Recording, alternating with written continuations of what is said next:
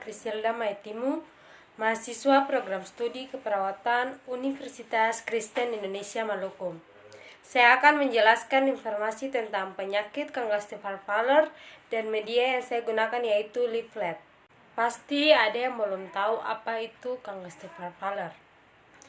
Kangas-Stever-Fowler atau disingkat CAF adalah suatu kondisi di mana jantung mengalami kegagalan dalam memompa darah guna mencukupi kebutuhan sel-sel tubuh akan nutrisi dan oksigen secara adekuat. Penyebab CAF atau Kangas-Stever-Fowler yang pertama, kelainan otot jantung.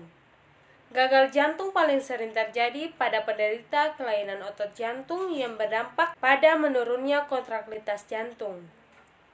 Kedua, aterosklerosis koroner.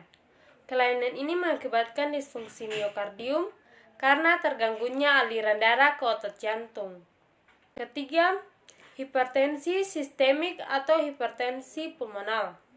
Gangguan ini menyebabkan meningkatnya beban kerja jantung dan pada gilirannya juga turut mengakibatkan hipertrofil serabut otot jantung. Keempat, peradangan dan penyakit miokardium degeneratif. Gangguan kesehatan ini berhubungan dengan gagal jantung karena kondisi ini secara langsung dapat merusak serabut jantung dan menyebabkan kontraktilitas menurun. Kelima, penyakit jantung yang lain.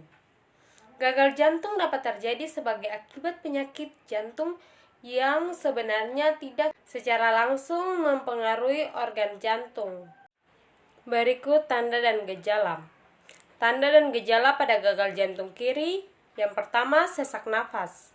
Akibat penumunan cairan dalam alveoli yang mengganggu pertukaran gas. Kedua, mudah lelam. Akibat curah jantung yang kurang sehingga darah tidak sampai ke jaringan dan organ. Ketiga, batuk. Berhubungan dengan gagal ventrikel kiri, biasanya sering adalah batuk basah. Keempat, kegelisahan. Akibat gangguan oksigenasi, kesakitan saat bernafas, dan pengetahuan yang kurang tentang penyakit. Kelima, ortopnea. Keenam, paroksimal nocturna dyspnea. Ketujuh, ronsi. Sedangkan tanda dan gejala pada gagal jantung kanan yang pertama, edema. Biasanya pada kaki dan tumit dan secara bertahap bertambah ke atas tungkai dan paha. Kedua, hepatomegali. Akibat pembesaran vena di hepar. Jika tekanan dalam pembuluh portal meningkat dapat menyebabkan asites.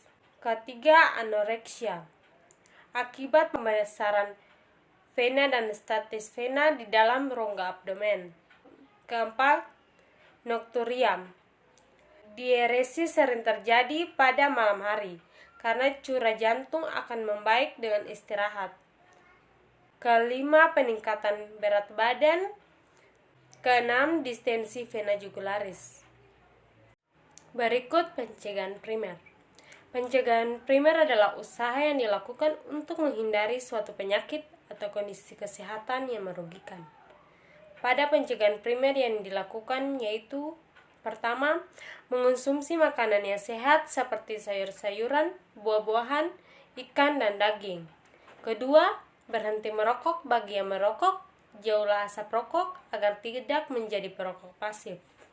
Ketiga, melakukan aktivitas yang dapat membuat jantung sehat, seperti bersepeda, berjalan kaki, dan lain-lain, minimal 2,5 jam per minggu. Keempat, batasi asupan gula dan garam. Kelima, batasi mengonsumsi minuman keras. Selanjutnya, pencegahan sekunder. Pada pencegahan sekunder merupakan tahap pencegahan kedua yang dilakukan pada awal masalah timbul maupun saat masalah berlangsung dengan melakukan deteksi dini dan melakukan penanganan yang tepat. Yang dilakukan pada pencegahan sekunder, yang pertama, angiotensin converting enzyme inhibitors, yaitu memperbaiki fungsi ventrikel dengan atau tanpa gejala. Kedua, beta reseptor blockers, yaitu memperbaiki fungsi jantung dan menurunkan morbiditas serta mortalitas pasien congestive heart failure. Ketiga, isobarbit dinitrat, yaitu mengurangi preload dan afterload untuk disfungsi sistolik, hindari vasodilator pada disfungsi sistolik. Berikut pencegahan tersier. Pencegahan tersier merupakan pencegahan yang dilakukan saat masalah kesehatan telah selesai dengan tujuan untuk mencegah komplikasi serta memaksimalkan fungsi tubuh melalui rehabilitasi.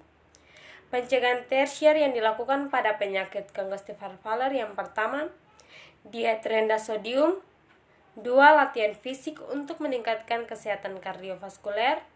Ketiga, pemantauan berat badan. Keempat, rutin periksa kesehatan ke dokter. Demikian penjelasan saya terkait informasi penyakit congestive heart failure. Semoga bermanfaat.